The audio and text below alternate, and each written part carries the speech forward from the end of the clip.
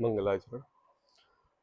नमो अरिहंताणं नमो सिद्धाणं नमो आयरियाणं नमो वज्रायाणं नमो लोये अव्यसाहूणम्। मंगलम भगवान वीरो मंगलम गौतमोगड़ी मंगलम कुंद कुंदाद्यो जैन धर्मोस्तु मंगलम सर्व मंगल मांगल्यम सर्व कल्याण कार्यक्रम प्रधानम सर्वधर्माणां जैनम जयतो शासिनम। मंगलमय मंगल करण वीतराग विज्ञान नमो ताहि जाते भई अरिहंतादि महम करि मंगल कर हो महम ग्रंथ करन को काम जाते मिले समाज सब पावे निज पद राम। मिथ्या देवादिक भजे होए मिथ्या भाव तज तिनको साचे भजो यह हित हित उपाय। आचार्य कल पंडित टोडरमल जी की है अनुपम रचना मोक्ष मार्ग प्रकाशक ग्रंथ छठवें अधिकार पेज नंबर 177 जिस पर अपनी आज से चर्चा प्रारंभ करनी है। इस छठवें अधिकार में पंडित टोडरमल जी ने हमारे लिए 176वें नंबर के पेज पर टोडरमल जी ने कुल के द्वारा जो गुरु अपने आप को मनवाते हैं उसका खंडन किया, क्योंकि उसमें कुल अपेक्षा से कोई गुरु नहीं हो सकता। इसलिए नहीं हो सकता, टोडरमल जी ने एक सिद्धांत यहां पर बताया कि अगर आपके दादा गुरु थे तो उसके पहले वाले दादा कैसे थे, और वहां पर इस बात का खंडन हो जाता है कि वास्तव में गुरु गुणों से होता है, कुल से नहीं होता। उसके बाद टोडरमल जी ने यहां पर वेश धारण करने से अपने आप को गुरु मानते हैं। जैसे कि कोई टोपी लगाते हैं, कोई गुदड़ी रखते हैं, कोई चोला पहनते हैं, चादर ओढ़ते हैं, लाल वस्त्र रखते हैं, श्वेत वस्त्र रखते हैं, भगवा रखते हैं, ये सब वस्त्र आदि रख के अपने आप को गुरु कहलाते हैं। क्यों कहलाते हैं? टोडरमल जी ने उसका जवाब दिया, गृहस्थों को ठगने के अर्थ ऐसा वेश जानना। किसको? गृहस्थों को। और गृहस्थ कौन कहलाते हैं? गृहस्थ मतलब जो भोली भाली भोला जीव जो इस संसार में समस्त दुखों से पीड़ित है। दुख से पीड़ित तो वो भी हैं, और जीव भी, समस्त जीव भी दुख से पीड़ित है, लेकिन उनको बातों में लेकर वेश धारण करके उनको थोड़ी सी सांत्वना देकर अपना मतलब का कार्य करवाना सिद्ध समझते हैं। जैसे गृहस्थ गृहस्थ जैसा अपना स्वांग रखें तो गृहस्थ ठगे कैसे जाएंगे। टोडरमल जी ने कहा कि अगर वो गृहस्थों के बीच में गृहस्थ बन के रहेंगे तो फिर गृहस्थों को कैसे ठगेंगे। तो भाई गृहस्थों को ठगने के अर्थ वो नाना प्रकार के वेश धारण करते हैं। और एक बात और टोडरमल जी ने कही, भोला जगत उस स्वांग को देखकर ठगाता है। क्या कहा बाबा? तीन कारण हो रहे हैं। एक तो यहां पर गृहस्थों को ठगने के अर्थ नाना प्रकार के वेश धारण हो रहे हैं। दूसरी बात, उनका प्रयोजन ये है कि अगर गृहस्थ की तरह वेश रखेंगे तो हम गृहस्थों को नहीं ठग सकते। दो बात। अब तीसरी बात क्या? बोले ये तीसरी बात सबसे बड़ी कमजोरी क्या, कि भोला जगत उस स्वांग को देखकर ठगाता है। ये सबसे बड़ी कमजोरी है। मतलब ऐसी बड़ी कमजोरी है कि जहां पर यह जीव भोला जीव के उस स्वांग को देखकर ठगाता है, मतलब वह स्वांग इस जीव के लिए ऐसा अट्रैक्शन पैदा करता है कि वह बिना जाने समझे सोचे विचारे उनकी बात सुनने के लिए तैयार हो जाता है, और वो जैसा कहते हैं उनकी बात को मानने लगता है। और दुखी तो सब है, कोई ऐसा तो है नहीं को कोई इस संसार में हो और वो दुखी ना हो, चाहे वो नरक गति का जीव हो, त्रियंच गति का हो, और चाहे देव गति का जीव क्यों ना हो, मनुष्य गति का जीव क्यों ना हो, समस्त जीव इस संसार में दुखी हैं। अब दुखी हैं तो क्या है, सुख चाहते हैं, और सुख चाहते हैं तो पापा त्रियंच है, त्रियंच थोड़ी सी सहानुभूति चाहने के लिए अगर आप उसको प्यार से उसके ऊपर हाथ फेरो तो वो भी आपको चाटने लगता है, या आपके पास खड़ा हो जाता है, या आपके पास खड़े होके उसको थोड़ा सा आराम मिलता है। आई बात समझ में? अब जब ये लैंग्वेज तो त्रियंच भी समझता है, और क्या करता है कि ये भोला मानुस नाना प्रकार के स्वांग करके ऐसे ही इन समस्त जीवों के लिए त्रियंच समझ जानकर मीठी दो बातें करता है, सांत्वना देता है, दुख के हरने वाली बातें करता है, और क्या बोले, भोला जगत उस स्वांग को देखकर ठगाता है। क्या कहा? ठगाता है उस स्वांग को देखकर। अभी कुछ दिन पहले दो मुर्गियां राहतगढ़ में जाल से बाहर घूम रही थी, और वहां पर जाल भी रखा हुआ था, 4-5 मुर्गियां थी लगभग ऐसे कुछ, और वहां पर वो कसाई भी था। वहीं के उसी के बाजू में एक ऑटो पार्ट्स की दुकान थी, तो मैंने उससे पूछा, क्यों भैया ये जो मुर्गियां हैं ये किसकी हैं? बोले ये जो कसाई बैठा हुआ है उसकी मुर्गियां हैं। तो मैंने कहा उसने बांध के क्यों नहीं रखा उनमें? बोले भैया बांध के रखने से क्या है, वो डेली सुबह दाना देता है, शाम को दाना देता है, सुबह पानी देता है, शाम को पानी देता है, और कोई ग्राहक आ जाता है और पकड़ के उनको दे भी देता है। तो मैंने कहा इनको ये समझ में नहीं आता कि नहीं ये हमारे लिए प्राण हर लेगा, लेकिन कहता है कि भैया उनके लिए इतना दिमाग ही नहीं है, वो तो ये जानता है कि सुबह शाम खाने मिल रहा है, पीने मिल रहा है, तो इससे दूर भागो ही नहीं। मतलब बांध के नहीं रखा, वो केवल किस प्रयोजन से, भोजन के और पानी के प्रयोजन से वो उसके पास टिकी हुई हैं, भाग नहीं रही। और उसका अंत क्या है, दुनिया देख रही है। ऐसे ही यह जीव थोड़े से प्रयोजन लालच सुख पूर्वक इन नाना प्रकार के वेशधारियों के पास जाता है, वो थोड़ी सी सांत्वना देते हैं। यह जीव भोला मानस उस सांत्वना को ऐसा समझता है कि मैं सुखी हूं, मैं खुश हूं, ऐसा करने से मैं खुश हो जाऊंगा। लेकिन वास्तव में टोडरमल जी कहते हैं कि भोला जगत उस स्वांग को देखकर ठगाता ही है। क्यों ठगाता है? क्योंकि इस जीव का एक भाव नहीं, भाव भाव खराब करता है। कितने भाव? भाव भाव खराब करता है। ऐसा यह धर्म हुआ मानता है, परंतु यह भ्रम है, यही कहा है। अब देखो 177वें पृष्ठ पर नीचे उपदेश सिद्धांत रत्नमाला भागचंद जी द्वारा रचित है, उस ग्रंथ में एक उदाहरण दिया हुआ है। कैसा उदाहरण दिया हुआ है? कुगुरु के स्वरूप का निरूपण करते हुए यहां पर बता रहे हैं, ये आपको अक्षलिंगादिक बता रहे हैं कि देखो इन तरीके से आप सच्चे गुरु को और कुगुरुओं को पहचान सकते हैं। सभी लोग पढ़ेंगे। जह कुविवेशारतो मुसे जिमाणो विणण्ये हरिसम तह मिच्छे वे सुसुसिया गयम पिणा मुड़ंति धम्मणिहिम। जैसे कोई वेश्या शक्त पुरुष धनाधिक को ठगाते हुए भी हर्ष मानते हैं, उसी प्रकार मिथ्यावेश द्वारा ठगे गए जीव नष्ट होते हुए भी धर्म धन को नहीं जानते हैं। यह इस गाथा का अर्थ है। क्या कहा? जैसे कोई वेश्या शक्त पुरुष धनाधिक को ठगाते हुए भी हर्ष मानता है। कैसा हर्ष मानता है? पर स्त्री रमण करके उनके द्वारा मांगी हुई संपत्ति जायदाद धनाधिक को देकर अपने आप को हर्ष महसूस करता है, और वहां वह यह नहीं जानता कि मैं ठगाया जा रहा हूं। आई बात? मतलब देखो क्या है, यहां पर उपदेश सिद्धांत रत्नमाला में कैसा सटीक उदाहरण दिया कि देखो कैसे सिद्धांत श्रद्धान के ठगाए हुए व्यक्ति कैसे ठगित होते हुए भी ठगते हुए नहीं दिखाई देते। क्या कहा? श्रद्धान के लुटेरे। कैसे श्रद्धान के लुटेरे? मतलब कि कोई विषयाशक्त पुरुष, अब वो चाहे पंचेंद्रिय विषय के भोगों में विरक्त क्यों ना हो, क्या हिंसा झूठ चोरी कुशील परिग्रह विषयों में विरक्त क्यों ना हो, वह उस काम को धनाधिक को ठगाते हुए भी हर्ष महसूस करता है। कैसा हर्ष महसूस करता है?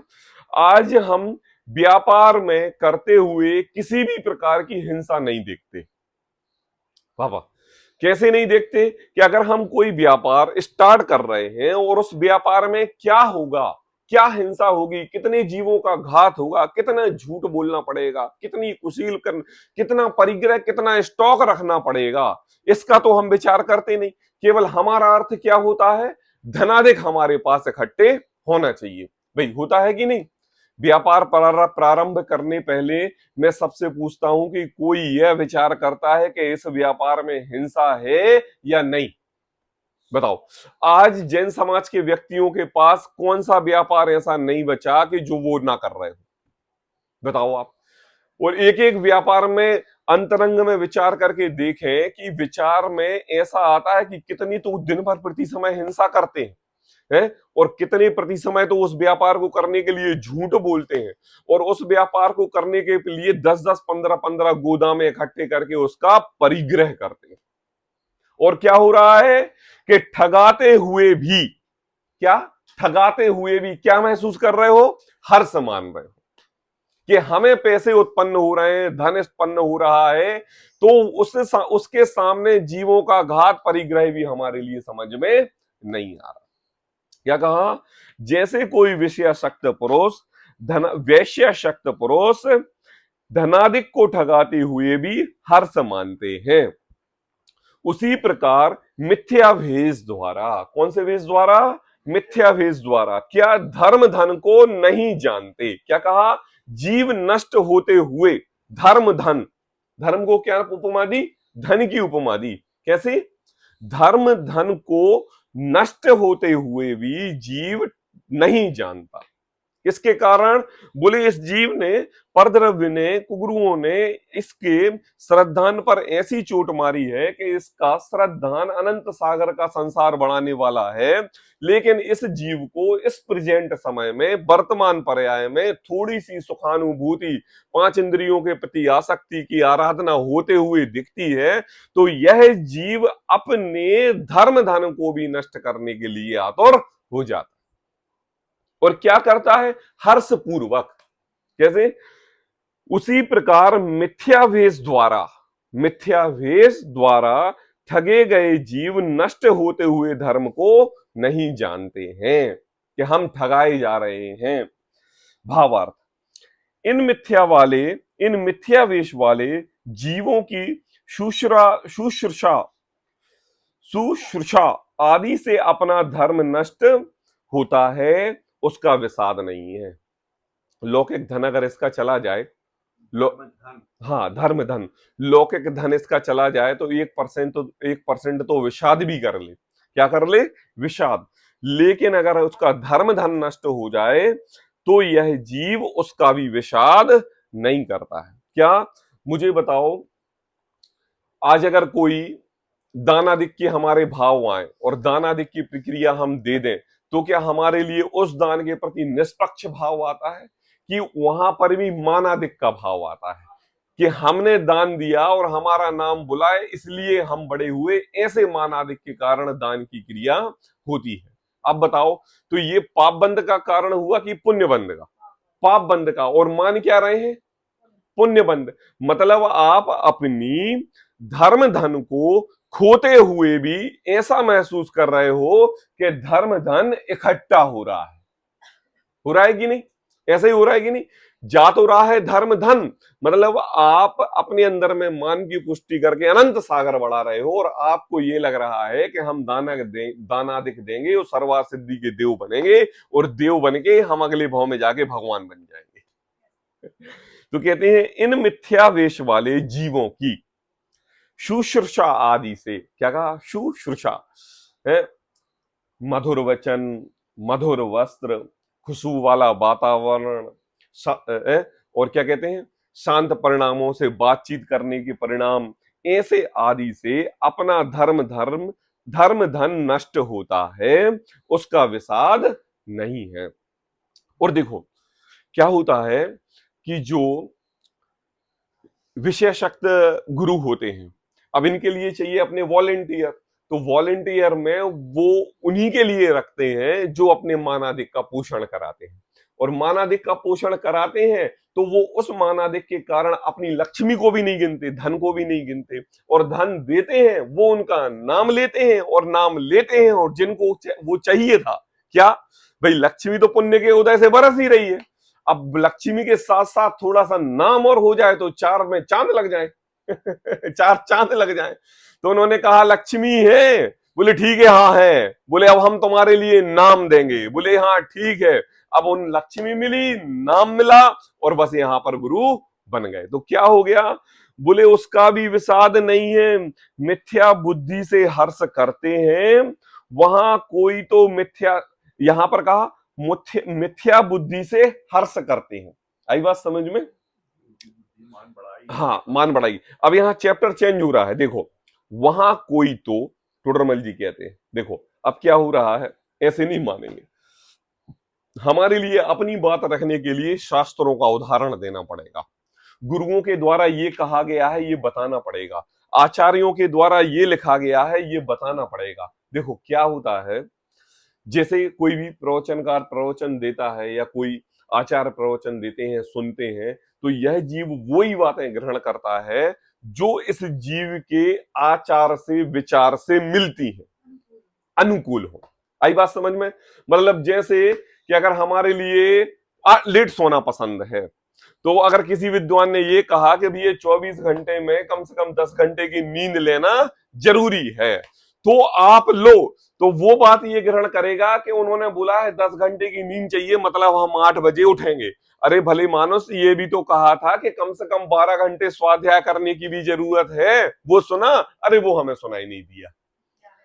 सुनाई क्या दिया कि जिसके प्रति हमारी आसक्ति थी, किसी को प्रवचन के बीच में उदाहरणों की आसक्ति रहती है, तो वो उन उदाहरणों के माध्यम से उदाहरण ही ग्रहण करते हैं, सिद्धांत ग्रहण नहीं करते। जिन लोगों को सिद्धांत की आवश्यकता होती है वो उदाहरण से सिद्धांत की ओर जाते हैं। तो ये सब क्या है, देखो कोई आचार्यों ने प्रथमानुयोग के ग्रंथ लिखे, किसी ने द्रव्यानुयोग के, किसी ने चरणानुयोग के, किसी ने कर्णानुयोग के। ये क्या है, इंटरेस्ट।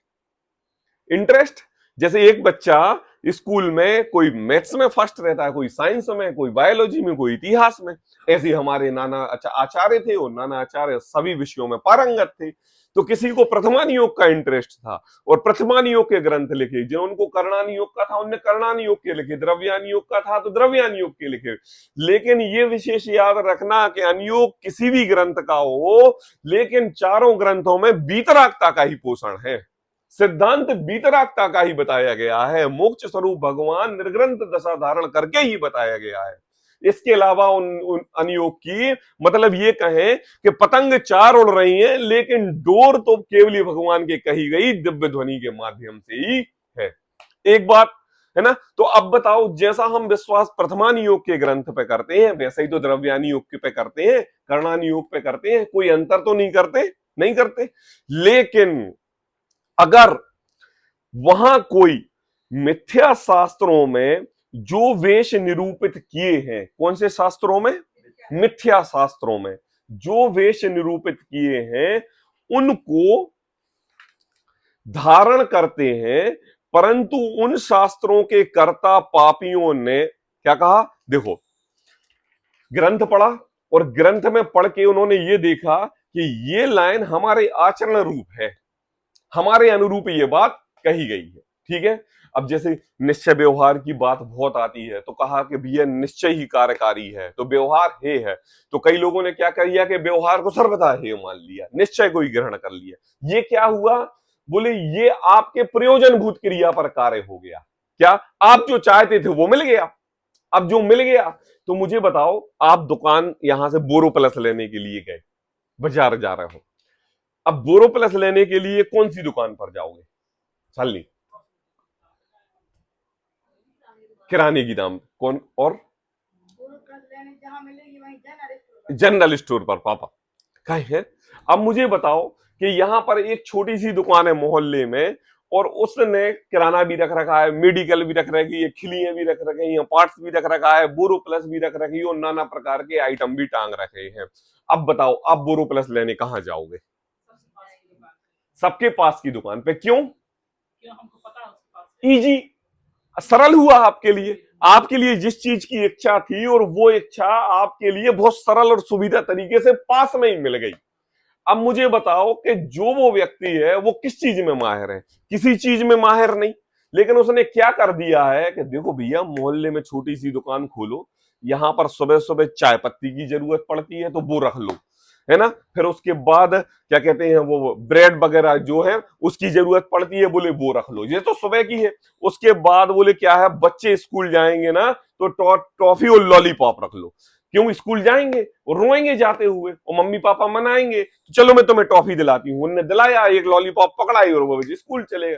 तो बोले ये रख लो। बोले उसके बाद क्या? बोले थोड़े से मसाले रख लो। क्यों? अब माताएं बहनें खाना बनाएंगी तो ये एक काम करो, थोड़ी सी सब्जी भी रख लो। क्यों? खाना बनाते समय टमाटर की तो कमी हो ही जाती है। अब मुझे बताओ कि वह प्रत्येक घंटे के हिसाब से सर्व सुविधा युक्त साधन आपके लिए दे रहा है। अब मुझे बताओ, आपकी नजर में उसकी उच्चता हुई कि नहीं? क्यों? क्योंकि अब हमें बाजार जाने की जरूरत नहीं है। अब देखो दूसरी बात, अब आप स्त्री हैं तो आपके अनुरूप वो सामग्री रखे हुए है। एक बच्चा है तो वो बच्चे के अनुरूप सामग्री रखे हुए। एक पुरुष है यंग एज का, 30 से 35 वर्ष का, उसको क्या चाहिए? आज के समय में क्या चाहिए पापा उन दुकानों से? पान गुटखा चाहिए और वो भी रखे हुए। शैम्पू चाहिए, साबुन चाहिए, वो भी रखे हुए। और वृद्ध लोगों को क्या चाहिए? बाम चाहिए, आयोडेक्स चाहिए, ताश चाहिए, और क्या चाहिए? सुपारी चाहिए। ये वो सब रखे हुए। तो मुझे बताओ कौन सी एज का सब्जेक्ट उसके पास नहीं है और इजी तरीके से वो अपने आप को महानता प्रदर्शित कर रहा है। अब देखो, वह व्यक्ति एक समस्त पीढ़ी के हिसाब से समस्त प्रकार के साधन रख के अपनी उपयोगिता बनाए हुए है। ठीक है ना? है ना? चाहत, जैसी चाहत वैसी सामग्री, जैसी चाहत वैसी सामग्री। हमारे सामने एज का कोई कैलकुलेटर नहीं है कि इसके एज का सामान है, कोई भी नहीं। अब ये देखो कि वह मिथ्या दृष्टि पुरुष अपने शास्त्रों में जो जीव जैसा चाहता है उससे उस अनुरूप जीव उन शास्त्रों में कथन पद्धति कर दे। क्या कहा? बच्चों के हिसाब से ऐसा, बड़ों के हिसाब से ऐसा, बुजुर्गों के हिसाब से ऐसा, और समस्त पीढ़ी के स्त्रियों के हिसाब से ऐसा। अब बताओ कि जब उस चाहत इंटरप्राइजेस पर आपके लिए सारी सुविधाएं मिल रही हैं जिस धर्म में, तो आप अपनाओगे कि नहीं? अब कोई धर्म आपसे ये कि करे, रात्रि भोजन निषेध है, जमी कंद निषेध है, 6 बजे के बाद अन्न लेना है खून पीने के बराबर है, सुबह अष्टद्रव्य से पूजा करनी चाहिए, डेली अभिषेक करना चाहिए, 8 घंटे तो कम से कम स्वाध्याय की नियमावली की आवश्यकता है, और प्रत्येक घर में बच्चे को धर्म के संस्कार होना चाहिए। वही घर कार्यकारी है। अब मुझे बताओ कि ऐसे घर कितने हैं, और ऐसे घर कितने हैं कि जो प्रत्येक समय एक एक वस्तु के लिए ऐसी दुकानें देखते हैं? कितने मिलेंगे? सारे वैसे ही मिलेंगे, और एक घर भी वैसा नहीं मिलेगा। तो पकड़ा किसने? कमजोरी किसने पकड़ी? बोले हमारी कमजोरी सामने वाले व्यक्ति ने पकड़ ली। किसने? गुरुओं ने। उन्होंने क्या किया? आप आलसी हो, आपके अनुसार से ग्रंथ लिख दिए। आप अभक्ष भक्षण के हो, कि लालसी हो, आपकी रसना इंद्री का स्वाद है तो उस हिसाब से ग्रंथ लिख दिए। आप शिथिल हो तो उस हिसाब से ग्रंथ लिख दिए। आप मोक्ष को बहुत इजी और सरल चाहते हो तो हम आपके लिए वैसे ग्रंथ लिख दे रहे। अब यह भोला मानुस उन गुरुओं के उन मिथ्यात्व शास्त्रों का वेश निरूपित किए ऐसे शास्त्रों को पढ़ के उनको धारण करते हैं। आई बात समझ में कि नहीं करते? अच्छा, कौन नहीं चाहता खाना बनाना सरल हो? कौन नहीं चाहता? सब चाहते इजी हो। अगर कोई आटा गूंथने की मशीन दे दे तो वो भी लेके आ जाए, हमारे लिए वो भी ना करना पड़े। ऐसे ही सरल अगर कोई बैठे बिठाए घर में बैठे मोक्ष दे दे तो हमें सच्चे गुरुओं की तलाशी क्यों रहेगी? और वही हो रहा है। देखो,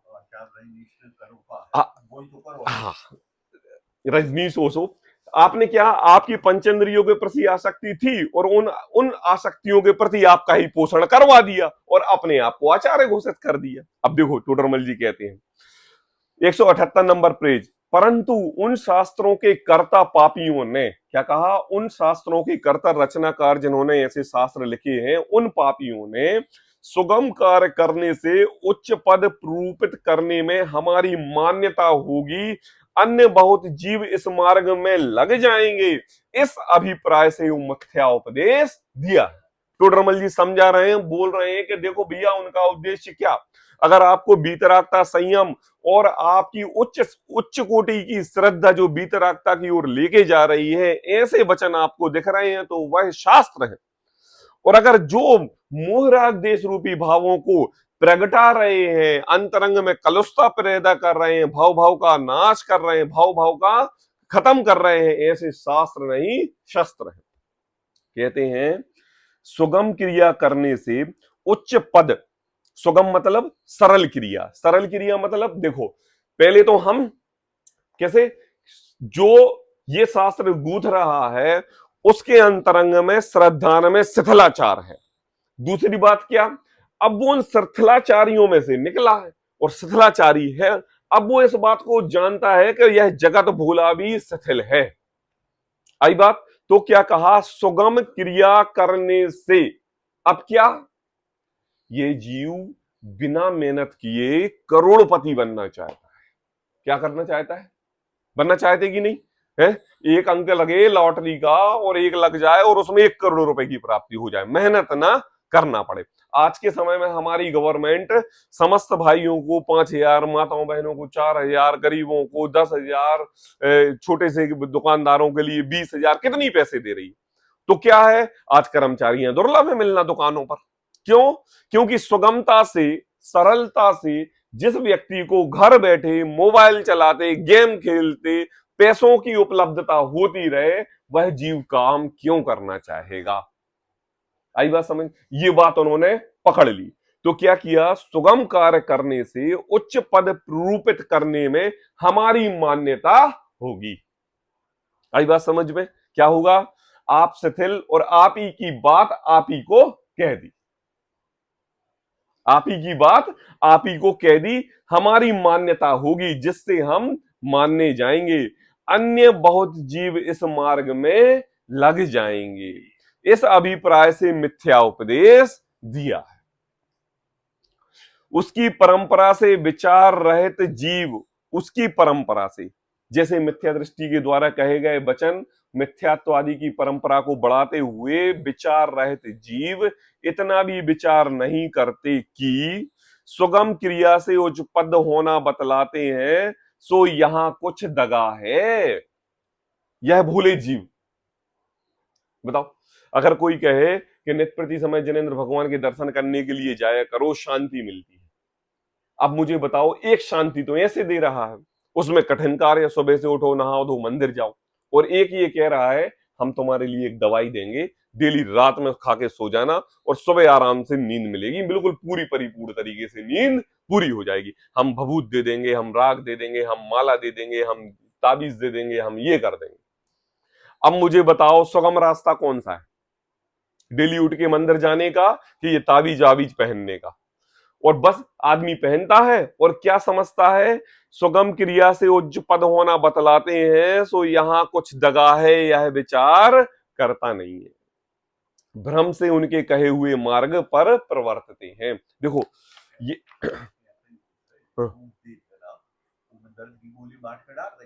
क्या देते हैं, हाँ भभूत देते हैं, हाँ गोली बांट के वो रात में डाल देगी, वो पुड़िया बना के दे देगी, 4 तरह तक भभूत खाओ तो तुम्हें जब दर्द की गोली है तो हमारे हाथ पांव रहा दर्द की गोली भभूत में मिला के लोगों को दे देते हैं, तो वो दर्द ठीक हो जाता है, तो एक समय के लिए ऐसा लगता है कि भभूत काम कर गई। देखो ये जो उपदेश चंद्र रत्नमाला में जो उदाहरण जो उन्होंने दिया है, उसी उदाहरण को आगे टोडरमल जी ने अपनी भाषा में भावार्थ करके बताया कि देखो मिथ्या शास्त्रों में जो भेष निरूपित किए हैं, धारण करते हैं, उन शास्त्रों में कर्ता पापी सुगम कार्य करने से उच्च पद निरूपित करने में हमारी मान्यता होगी, मान बढ़ाई होगी, वह बहुत जीव इस मार्ग पर लग जाएंगे, इस अभिप्राय से मिथ्या उपदेश दिया। तथा कोई शास्त्रों में कठिन मार्ग निरूपित किया है कि नहीं। अब हमारी जिनवाणी में मोक्ष मार्ग का निरूपण मुनि धर्म अंगीकार किया है, तो सर्वप्रथम तो 28 मूल गुण धारण करना चाहिए, प्रतिमा लेना चाहिए, है। अब ये सब जब इस दशा को इस जीव में आती है, समझ में आती है, तो उसको ये लगता है मुनि धर्म अंगीकार करना बहुत कठिन है, हम नहीं कर सकते और मोक्ष हमें जाना है। दो कारण है। जैसे हमने परसों प्रश्न पूछा था कि भैया सबको धन धान्य सुखी चाहिए, बोले हाँ सब चाहिए, धन धान्य रुपए पैसे हाँ सब चाहिए, और मोक्ष, बोले मोक्ष भी चाहिए, दोनों चाहिए। तो ऐसे ही यह जीव इस संसार में कोई शास्त्रों में तो कठिन मार्ग निरूपित किया गया है, वह तो साधेगा नहीं, है ना, और अपना ऊंचा नाम धराए बिना लोग मानेंगे नहीं। क्या कहा कि स्वयं तो कठिन शास्त्र पढ़ के उस रूप आचरण करके अपना आचरण करेंगे नहीं, और जब तक हम आचरण नहीं करेंगे तो लोग मानेंगे नहीं। इसलिए एक काम करो, उन शास्त्रों में उस पद्धति को ही बदल दो, और पद्धति को जब बदल दोगे तो वो आ जाएगी क्या, प्रचलन में, मार्केट में आ जाएगी। और मार्केट में आ जाएगी तो क्या, बोले नाम रखो उच्च पद का, महावीर वाणी, सन्मति वाणी, आदिनाथ वाणी, और बात रखो अपनी। क्यों? क्योंकि नकली नोट चलाने में कुछ ओरिजिनल नोट चाहिए पड़ते कि नहीं चाहिए पड़ते, बताओ। खोटी चांदी चलाना है तो कुछ असली असली चांदी मिलानी पड़ती कि नहीं। तो बोले ऐसे ही नाम रखो भगवान का और दुकान चलाओ अपनी। ऐसे ही हो रहा है कि नहीं, महावीर चाट भंडार, ऐसे नाम लिखते ना बाजार में, है? महावीर रेस्टोरेंट, महावीर होटल, हाँ यहाँ यहाँ जैन की होटल है, महावीर जूस कार्नर, यहाँ पर जैन का है, नाम है भगवान का, मतलब नाम बिकेगा भगवान का और काम बिकेगा हमारा, है। तो क्या होता है देखो, जैसे ये तो भोले मानस छोटी छोटी व्यापार आदि के लिए अपनी धन लक्ष्मी के लिए ये नाम रखते हैं। सोचो ऐसे मिथ्या दृष्टि है कि जो ऐसे नाम रख के भगवान का नाम रख के शस्त्र का शस्त्र कर देते हैं, शास्त्र का, हाँ सब देखो, भ्रम से उनके कहे हुए मार्ग प्रवर्ते हैं, तथा कोई शास्त्रों में तो कठिन मार्ग निरूपित किया है? वहां तो साधेगा नहीं, और अपना ऊंचा नाम धराए बिना मानोगे नहीं।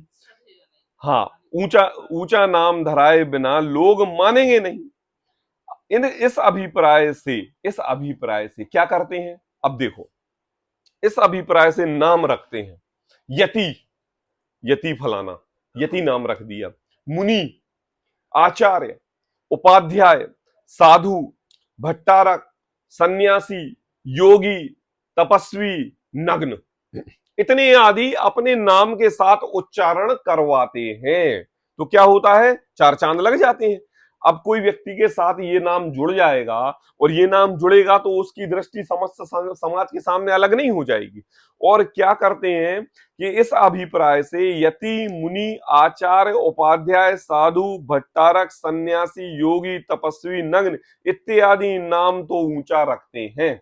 ये पता किनके नाम रखे हुए, ये नाम उनके रखे हुए हैं जिन्होंने कोई शास्त्रों में तो कठिन मार्ग निरूपित किया है, लेकिन क्या वो तो सद नहीं रहा है, और अपना ऊंचा नाम धराने के लिए लोग मानेंगे नहीं, तो ये नाम रख लो तो लोग मानने लगेंगे, इसलिए ये नाम की उपाधि दे दी। और इनके आचारों को साध नहीं सकते, जैसे इन शब्दों का वास्तविक स्वरूप है ना, उनके आचार्यों को साध नहीं सकते, इसलिए इच्छानुसार नाना वेश बनाते हैं। अब क्या किया, मान लो हमारे बीतराग धर्म में नग्न दिगंबर वेश ही कार्यकारी है, उसी से मोक्ष होगा। अब अंतरंग में शिथिलाचार ऐसी है कि नग्न होने में अपने आप को नीच मान रहे हैं, है ना, या शर्म लग रही है।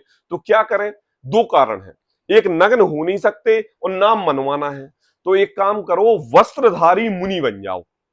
क्या बन जाओ, वस्त्रधारी मुनि। अब जो भट्टारक हैं वो क्या करें, वो पिछी कमंडल रखते हैं और गुलाबी कपड़े पहनते हैं, और अपने आप को क्या कहते हैं, मुनि कहते हैं। तो क्या हो गया, बोले काम करो अपना, और नाम रखो कपड़े पहनने का, और नाम रख लो कैसा, मुनि वाला। तो तीनों क्रियाएं हो जाएंगी, यह भोला जगत है, हम जैसी बात कहेंगे वैसा मान जाएगा। तो क्या कहा, इनके आचरणों को साध नहीं सकते, जैसे इनके मूल परिणाम है, जैसे हमारे शास्त्रों में जिन गुरुओं के बारे में बात कही गई है वैसे बातों को तो साध नहीं सकते, इसलिए इच्छानुसार नाना वेश बनाते हैं। कोई गुलाबी पहन लेता है, कोई पीला पहन लेता है, कोई चंदन लगा लेता है, कोई विभिन्न प्रकार के वस्त्र धारण कर लेता है, कोई कैसी टोपी पहन लेता है, कोई कैसी टोपी पहन लेता है, ये नाना प्रकार के। दूसरी बात, तथा कितने ही अपनी इच्छानुसार नवीन नाम धारण करते हैं। कैसा? इच्छानुसार नवीन नाम, नवीन नाम धारण करते हैं। अब मैं आपसे कहूं, बोलते हैं आचार्य रजनीश ओशो। अब आचार्य क्यों जोड़ दिया? आचार्य कहने से बात में दम आ गई। नहीं, अरे पुस्तक लिखते तो मुझे बताओ, जो आचार्य का स्वरूप है और वो जो रजनीश ओशो है, वो अपने पंचेंद्रिय भोगों की विलासता के प्रति लोगों को बहला फुसला रहे हैं, तो लोगों ने आचार्य नाम जोड़ के उनकी मान प्रतिष्ठा कर दी। आप देखो कि कितने ही अपनी इच्छानुसार नवीन नाम धारण बना लेते हैं, नाना प्रकार के। उस हिसाब से पुस्तक निकली। इच्छानुसार वेश बनाते हैं। इस प्रकार अनेक वेश धारण करके करने से गुरुपना मानते हैं, सो यह मिथ्या है। तथा कोई पूछे कि वेश तो बहुत प्रकार के दिखते हैं, है ना, उनमें सच्चे झूठे वेश की पहचान किस प्रकार होगी? सही बात है, प्रश्न है कि नहीं? हमारे आपकी तरह ये प्रश्न उठाए कि नहीं कि देखो भैया, जिन वेश तो बहुत प्रकार के दिखते हैं, नाना प्रकार के। आज मुझे बताओ कि जितने भी धर्म हैं, सारे धर्म वेश से ही तो वेश से ही तो समझ में आते हैं। कोई व्यक्ति अगर दाढ़ी रखे है, पगड़ी पहने है ना, तो क्या समझ में आएगा कि ये सिख धर्म का। कोई लंबी दाढ़ी रखे है, मूछें साफ किए हुए, गोल पगड़ी पहने हुए है, कुर्ता पजामा पहने हुए, तो क्या कहेंगे? मुसलमान। और कोई खाली दाढ़ी मूछें कटा के सिर्फ कुर्ता पजामा पहने हुए है, तो क्या कहेंगे? जैन, है ना। अब ये नाना प्रकार के वस्त्रों से ही सिर्फ धर्म पहचाना जा रहा है ना। तो यहां पर टोडरमल जी प्रश्न उठा रहे हैं, उनमें सच्चे झूठे वेश की पहचान किस प्रकार होगी? देखो समाधान, सर्वप्रथम तो जिन वेशों में विषय कषाय का किंचित लगाव नहीं है, वे वेश सच्चे हैं। आई बात समझ में? अब मैं आपसे सबसे पूछ रहा हूं, कौन कौन सा वेश ऐसा पसंद है कि मुझे बताओ, ऐसा गुरु कैसा होना चाहिए जिसके ऐसा वेश हो? क्या कहा? वेशों में विषय कषाय किंचित लगाव नहीं है, वे वेश सच्चे हैं। पापा कुर्ते पजामा सफेद कलर का स्वच्छ पहने हैं, वो वेश अच्छा है क्योंकि उनमें गंदगी नहीं है, आचरण से निर्मल दिखाई दे रहे हैं, स्वच्छ हैं। दूसरी बात, मैं आपसे पूछ रहा हूं कि अगर कोई ऊपर से कुर्ता पहने हैं और नीचे धोती पहने हुए व्हाइट कलर की, तो वो वेश अच्छा है? सब व्हाइट ही बात करेंगे। चलो ठीक है, एक भगवा रंग बहुत अच्छा होता है, गुलाबी, है ना, शांति का प्रतीक होता है कहते हैं, है ना। तो बोले कोई अगर उस वस्त्र पहन ले तो ये तो अच्छा वेश हो गया ना। अच्छा चलो ठीक है, वो वस्त्र छोड़ो, कोई केवल एक एक ही वस्त्र धारण करे, सिर्फ एक पूरा एक साड़ी नुमा कपड़ा ले और पूरे वस्त्र अपने शरीर पर लपेट ले, वो वस्त्र तो अच्छा होगा ना। जो उसमें फूहड़ता भी तो नहीं दिखाई दे रही ना, नहीं दिखाई दे रही ना। मैं आप सबसे जवाब मांग रहा हूं, अच्छा है ना वो वेश? अच्छा है ना। मतलब आप भी इस वेश को किसी भी प्रकार का अपने अनुकूल मान के ग्रहण कर रहे हो, ये भी बड़ी मिथ्यात्व है। हमारे नग्न दिगंबर मुनिराज अपने शरीर पर किसी भी प्रकार का वस्त्र धारण नहीं करते, और वही निर्ग्रंथ दशा ही हमारे लिए पूजनीय है, और उसी निर्ग्रंथ दशा में ही हमें पंचेंद्रिय भोगों के प्रति विरक्ति दिखाई देती है। और अगर एक रंच मात्र धागा भी अपने शरीर पर धारण करे, और चाहे वो किसी भी कलर का हो, वह हमारा गुरु नहीं है। आई बात समझ में कि नहीं? तो देखो, दो टूक जवाब में टोडरमल जी ने क्वेश्चन का आंसर दे दिया कि देखो, जिन वेशों में विषय कषाय का किंचित लगाव नहीं है। अब मुझे बताओ कि ऐसा कौन सा वस्त्र है जिसमें हमारे लिए किंचित लगाव नहीं है? फांस तनकसी तन में साले, चाह लंगोटी की दुख भाले। क्या कहा कि एक रंच मात्र धागा भी उनके अंदर ऐसा प्रतीत हो रहा है कि ये मेरे से विरक्त हो जाए, और अगर कोई नाना प्रकार के वेश धारण करके अपने आप को गुरु मनवाए, तो बताओ पंचेंद्रिय भोगों के प्रति विषय उनकी आसक्ति दिखती है कि नहीं? पूर्ण दिखती है। देह का भी परिग्रह लगता है मुनियों के लिए। तो देखो, दो टूक में जवाब दिया। इतना बड़ा क्वेश्चन टोडरमल जी ने 1.5 लाइन में जवाब दिया। और देखो, उदाहरण भी दिया ग्रंथों का। इसलिए उदाहरण दिया कि देखो, ये बात मैं नहीं कह रहा हूं, टोडरमल जी कह रहे हैं, ये मेरे घर की बात नहीं है, हमारे जिनागम ग्रंथों में ऐसे उदाहरण भरे पड़े हुए हैं। तो कहा, जिन वेशों में विषय कषाय किंचित लगाव नहीं है, लगाव की बात है, प्रेम की बात है ना, है ना, वे सच्चे वेश हैं। और वे सच्चे वेश 3 प्रकार के हैं, अन्य सर्व वेश मिथ्या है। अब ले लो आप कौन से। अगर एक प्रकार का भी वस्त्र आपने, एक लंगोटी, एक वस्त्र धारण करेंगे, दूसरा वस्त्र नहीं लेंगे, तो उसके भी धोने ओढ़ने पहनने की एक विकल्प साथ में रहता है, और यह जीव आकुलित व्याकुलित रहता है। अब देखो, यहां षट पाहुड़ में कुंदकुंदाचार्य जी ने कहा है, उसमें एक दर्शन पाहुड़ है, उसमें यह आया है ना। देखो, अष्ट पाहुड़ जो ग्रंथ है ना, उसमें दर्शन पाहुड़ है। वैसे टोडरमल जी ने 84 पाहुड़ लिखे हैं, उपलब्धता में हमारे लिए 13 ही पाहुड़ हैं। उसमें एक अष्ट पाहुड़ नाम का ग्रंथ है, उसमें यह आया। हाँ, अष्ट पाहुड़ और षट पाहुड़ एक ही है। पहले षट पाहुड़ था, उसकी श्रुत सागर जी सूरी ने उसकी टीका लिखी थी, लेकिन उसके बाद 2 पहाड़ और उपलब्ध हुए, तो फिर वो ग्रंथ षट पाहुड़ से हो गया अष्ट पाहुड़। हाँ, और वैसे लिखे हैं 84 पाहुड़, लेकिन ना हमारे पास उपलब्धता नहीं है। सभी पढ़ेंगे। एवं जीर्णस्य रूपम विधियम नुकिठ सावयाणम तु अवरठियाण तय्यम चौथ पुण्यलिंग दंसणम मृथि। एक तो जिन स्वरूप निर्गंथ दिगंबर मुनि लिंग। देखो देखो देखो देखो, इधर देखो शाली, विकल्पों से अतीत होके यहां पर टोडरमल जी ने यह बताया हमारे लिए कि देखो, सर्व प्रकार की क्रिया खत्म करके जब हम इधर बैठते हैं तो हम विकल्पातीत होते हैं, और जब विकल्पातीत होते हैं तो घर गृहस्थी के विकल्प हमारे लिए नहीं आते, क्योंकि हम तैयार हैं स्वाध्याय के लिए।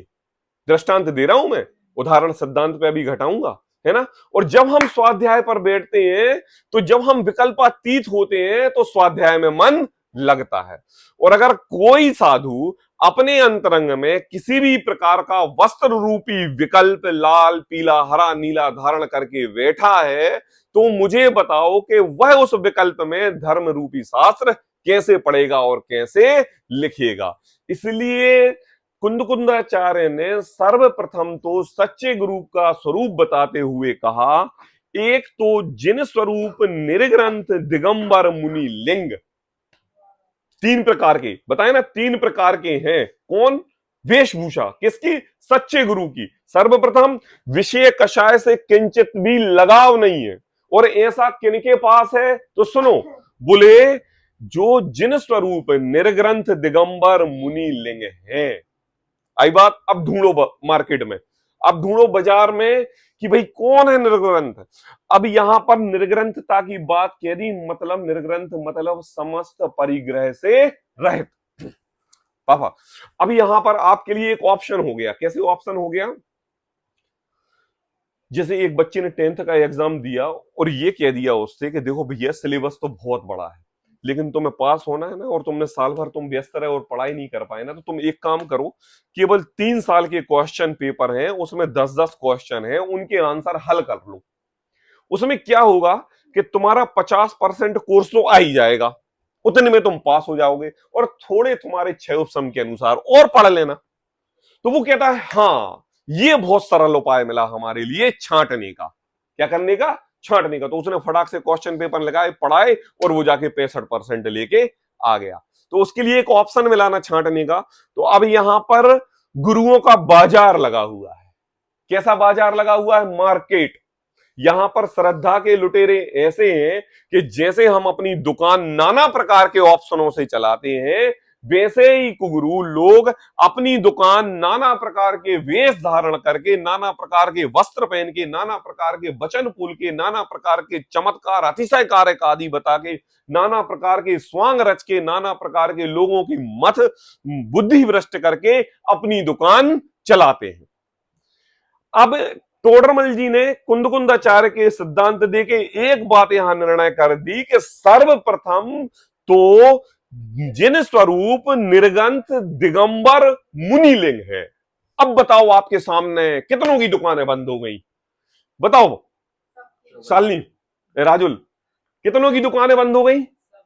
सबकी बंद हो गई, है ना। मतलब एक एक वो क्या कहे, एक तीर के विनस गई कि विनस गई काया, एक तीर के लगत कृष्ण की विनस गई काया। मतलब एक तीर छोड़ा कि जहां पर दिगंबर मुनिलिंग है, बीतरागी है, वस्त्र का एक भी उनके अंतरंग में धारण नहीं है, वह वास्तव में गुरु है। मतलब ऐसा पूरा बाजार समेट दिया एक तरफ कि सुबह उठते ही से जितनी दुकानें चल रही थी जिन जिन गुरुओं की, सबकी बंद हो गई। आंखें खोल दी, खुल गई कि नहीं, है ना, खुल गई कि नहीं। अब देखो ये कुंदकुंदाचार्य ने कहा है अपने पाहुड़ में। और दूसरी बात देखो, दूसरी बात, दूसरा उत्कृष्ट श्रावकों का स्वरूप 10वीं 11वीं प्रतिमाधारी श्रावक का लिंग, क्या कहा, यहां हर श्रावक पूजने योग्य नहीं है, जो केवल उत्कृष्ट श्रावकों में आता है 10वीं 11वीं प्रतिमाधारी श्रावक का लिंग। वही दशा पूजने योग्य है जिनके अंदर मुनि दिगंबर वेश धारण की इच्छा जगी है, मोक्ष मार्ग जिनके निकट है, अपनी आत्मा का श्रद्धा नित्य प्रति समय भावलिंगी मुनिराज की अवस्था को देखकर कर रहे हैं, और नित्य प्रति समय आत्मा आत्मा ज्ञाया ज्ञाया ज्ञाया के ऐसा स्वरूप जिनके अंतरंग में निर्णय हो रहा है, बोले वह लिंग पूजने योग्य है। मम्मी यहां पर पता क्या बात कह रहे हैं, यहां पर वेश बता रहे हैं, अभी श्रद्धा नहीं बता रहे हैं पापा, अभी श्रद्धा नहीं बता रहे हैं। क्योंकि हम जनता है ना, हम भोले भाले पब्लिक है ना, हम क्या करते हैं, इतनी मिथ्या दृष्टि हो गए हैं अनादिकाल से कि ये जीव श्रद्धा के वेश पर कौन गुरु है कौन कुगुरु है इसका निर्णय नहीं करता। यह जीव सर्वप्रथम तो लिंग मतलब शरीर वस्त्र देख के ही गुगुरु और सुगुरु का निर्णय करता है। तो टोडरमल जी ने यहां पर कुंदकुंदाचार्य के यह उदाहरण देके सर्वप्रथम तो इसकी आंखों से जो इसको वेश दिख रहा है, व्यवहार अपेक्षा से उस वेश को पूजने योग्य कहा। किसकी अपेक्षा से? व्यवहार अपेक्षा से। क्यों? क्योंकि अपना आत्मधर्म निश्चय से निज शुद्धात्मा की आराधना करना ही वही धर्म है, और शरीर रूप से किसी भी प्रकार का धारण करना वह सब व्यवहार धर्म है। तो यहां पर किन अज्ञानी मिथ्या दृष्टि श्रावक, जिनको मैं कौन हूं, कहां से आया हूं, मेरा स्वरूप क्या है, ऐसी विचार अंतरंग में जगी है, इन शास्त्रों में क्या लिखा है, हमारे गुरुओं ने क्या लिखा है, ये बीतरागता क्या होती है, ये सर्वज्ञता क्या होती है, इसकी जिज्ञासा जिनके अंदर से उठी है, उनको कुंदकुंदाचार्य कह रहे हैं कि देखो तो पहले तुम बाजार में जितने भी गुरु हैं उनका सबकी दुकान बंद करो। बोले क्या? पहले तुम व्यवहार से ये देखो कि जो नग्न दिगंबर मुनि धारण किए हुए हैं कि नहीं, कौन से नग्न दिगंबर वेश। दूसरी बात क्या कि जो गृहस्थ में रहते हुए उत्कृष्ट श्रावक, कौन कौन से? 10वीं 11वीं प्रतिमा वाले श्रावक, वो पूजनीय योग्य है, उनकी बात सुनने योग्य है, पढ़ने योग्य है, उनके साथ बैठने योग्य है। दो बात, दो वेशभूषा की बात हो गई पूजनीय वाली। तीसरी बात, तीसरा आरिकाओं का रूप, यह स्त्रीलिंग है। क्या कहा? आरिकाओं का रूप। देखो क्या होता है, सर्वप्रथम तो हमारे जो दिगंबर मुनिराज हैं इनके आगे 108 लगता है। क्या लगता है? 108। 108 इसलिए लगता है क्योंकि वे 108 गुणों के धनी होते हैं। 28 मूल गुण, 10 धर्म, 12 व्रत, सब प्रकार के 108 गिनने में आते हैं। उनके अधिष्ठाता होते हैं, उनको पालने वाले होते हैं, और यह उनके आचरण में हमारे लिए दिखाई देता है, इसलिए हम उन गुरु को 108 कहते हैं। आई बात समझ में? और आरिकाओं के लिए, माताजियों के लिए 105 कहते हैं। 105 कहते हैं। क्यों कहते हैं 105? क्योंकि हमारे दिगंबर मुनिराज खड़े खड़े आहार लेते हैं, लेकिन आरिकाएं माताजी बैठकर आहार लेती हैं, एक कम हो गया।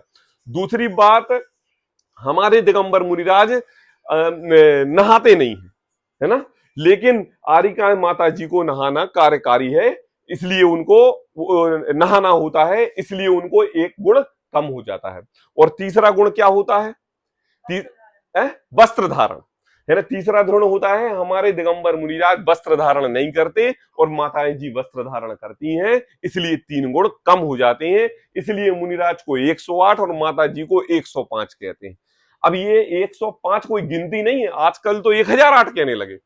1008 तो बाहुबली भगवान भी नहीं थे, भरत चक्रवर्ती भी नहीं थे, केवल 1008 24 तीर्थंकरों को ही लगाया जाता है, लेकिन 108 हमारे दिगंबर मुनिराजों को, 105 आरिकाओं को। ये गुण उनके होते हैं, इसलिए वह व्यवहार से विशेष वेशभूषा पूजने योग्य है। यहां टोडरमल जी ने एक अबोध बालक को यह बता दिया कि देखो, तू जिस जिस मंदिरों में जाता है उस मंदिरों में ढोक देता है, तू ऐसे नमस्कार करता है कि जैसे उनके श्रद्धालु अपने आप को नमस्कार करते हैं वैसे तू श्रद्धा से नमस्कार करने लगता है, तेरे को विवेक विचार नहीं। लेकिन तू समझ, अब एक बात मान ले कि जहां तेरे को 3 वेश मिले, क्या?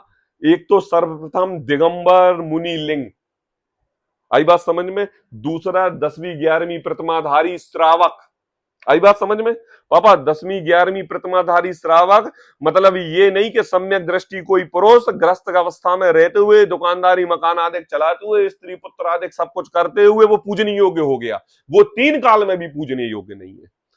क्यों? क्योंकि वो 10वीं 11वीं प्रतिमा का धारी नहीं है, वो दिगंबर मुनिवेश धारण नहीं किए हुए है, वह कोई आरिका नहीं है, मतलब ऐसे सम्यक दृष्टि भी हमारे जनागम में पूजने योग्य नहीं है।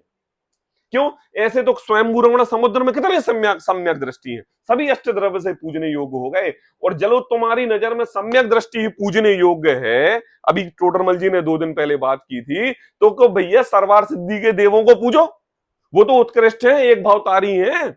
लेकिन हमारे जनागम में सम्यक दृष्टि भी पूजने योग्य नहीं है। पूजने योग्य, पूजा करने योग्य, स्तमन योग्य, गुरु योग केवल 3 है। बोले कौन? आप श्रद्धान में नहीं है, उनके मूल गुण पता नहीं है, उनके आचरण शक्ति कैसी है ये आपको पता नहीं है, तो व्यवहार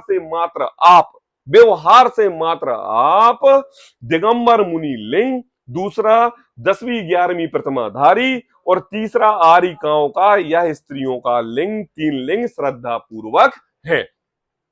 अब देखो टोडरमल जी और क्या कहते हैं।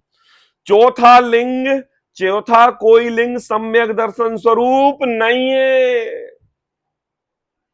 मतलब ऐसे के हम सम्यक दृष्टि हैं, कुर्ता पजामा पहने हुए हैं, मुझे पूजो। टोडरमल जी ने 3 बात कह दी, तुरंत निर्णय करो। 28 मूल गुण दिख रहे क्या? मुनि धर्म है? नहीं है, तुम पूजने योग्य नहीं हो। तुम 10वीं 11वीं प्रतिमा के धारी हो? नहीं हो, तुम पूजने योग्य नहीं हो। तुम आरिका हो, माताजी हो? नहीं हो, पूजने योग्य नहीं हो। हटाओ, खत्म काम वहां पे। अब आ जाओ हजारों की भीड़ में ऐसे कितने सम्यक दृष्टि हैं जो नग्न दिगंबर मुनिराज हैं? बोले कोई नहीं, कोई पूजने योग्य नहीं। सम्यक दृष्टि हो तुम अपने लिए हो, हमारे लिए नहीं हो। आई बात कहा ना। ये क्या? ये चौथा सिद्धांत है। चौथा कोई लिंग सम्यक दर्शन स्वरूप नहीं है। भावार्थ, इन 3 लिंग के अतिरिक्त अन्य लिंग को जो मानना है वह श्रद्धानी नहीं है। मिथ्या दृष्टि है। क्या कहा?